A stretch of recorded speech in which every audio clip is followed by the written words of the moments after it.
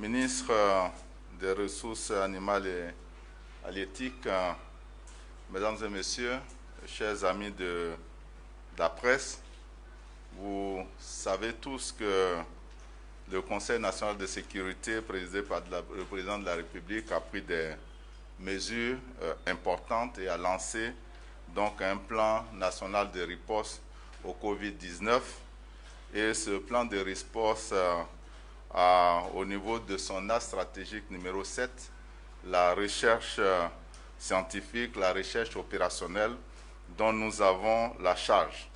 Si je suis donc là cet après-midi, c'est pour vous dire ce qui est fait au niveau de la recherche scientifique, mais également quelles dispositions nous prenons, puisque vous savez que nous abordons maintenant le deuxième mois de fermeture des établissements d'enseignement supérieur. Quelles dispositions nous prenons pour donner la garantie que les enfants de Côte d'Ivoire, les étudiants, pourront donc achever leur année scolaire et présenter les examens. Je voudrais dire qu'au niveau de la recherche scientifique, la structure la plus connue et qui donc conduit l'essentiel des activités actuellement en matière de Covid-19, c'est l'Institut Pasteur de Côte d'Ivoire. L'Institut Pasteur de Côte d'Ivoire a la charge du diagnostic, c'est l'aspect le plus visible de son activité, le diagnostic donc du Covid-19, et a aussi cette capacité-là de renforcer donc la capacité, pour me répéter, de tous ceux qui interviennent en matière de diagnostic.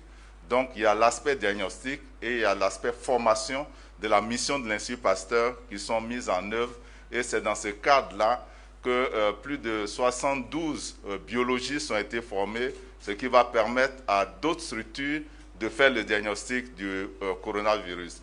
Mais en dehors de ces questions, l'Institut Pasteur de Côte d'Ivoire a une mission de surveillance épidémiologique. Et pour nous, c'est l'activité la plus importante de loin. C'est une activité qui se conduisait et qui montre que chez nous, le coronavirus de d'autres sortes, virus hautement pathogènes peuvent avoir à circuler, notamment chez l'animal. Nous faisons un travail en rapport avec un laboratoire qui dépend du Mimoussa Dozo, l'ANADA, et je pourrais vous dire que ces activités de surveillance sont aujourd'hui renforcées pour savoir ce qui se passe donc au niveau du Covid. Je terminerai par Pasteur avec donc l'activité de recherche et donc la recherche opérationnelle. L'Institut Pasteur Côte d'Ivoire vient d'engager donc le séquençage du virus qui est chez nous pour savoir exactement quelle est la nature, le type, l'identité précise du virus qui est chez nous. Est-ce qu'il est le même que le virus qui circule en Europe? Est-ce qu'il est le même que le virus qui est à Wuhan? Nous devons nous assurer, même si jusque-là nous disons que nous avons eu des cas importés, nous devons donner la preuve que ces cas importés-là se font avec l'espèce de virus qui est retrouvé ailleurs ou qui est propre à nous. Et puis, bon, évidemment, il y a tout ce qui accompagne l'activité donc de Pasteur, des autres laboratoires, notamment la gestion des déchets médicaux. C'est un volet important parce que si nous ne faisons pas attention, nous allons avoir des difficultés. À côté de l'Institut Pasteur, nous avons des instituts, des centres de recherche, nous avons de certains départements de nos universités qui font de la recherche et qui, ces derniers temps, ont mis à notre disposition des moyens d'accompagnement de la lutte.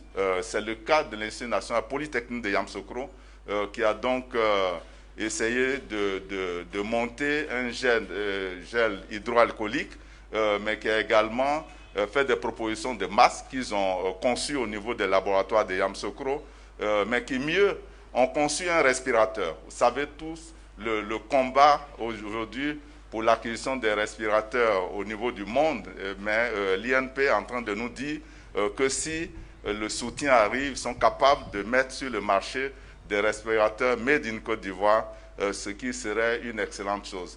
Pour terminer avec l'INP, un des chercheurs a trouvé donc une molécule qui pourrait être utilisée pour le traitement du Covid-19. Et puis nous avons le département de biosciences de l'Université Félix Houphouët-Boigny qui là aussi a mis 2-3 catégories de gel hydroalcoolique, mais également une tisane qui pourrait être utilisée dans la prévention. C'est des substances fongicides, bactéricides. Je veux dire que ça tue les virus, ça tue les bactéries. Mais c'est l'aspect que nous recherchons ici, surtout pour la tisane, c'est le renforcement de la capacité immunitaire des individus. Donc on pourrait utiliser en prévention. Et il y a également d'autres molécules qui ont été découvertes pour le traitement, pour le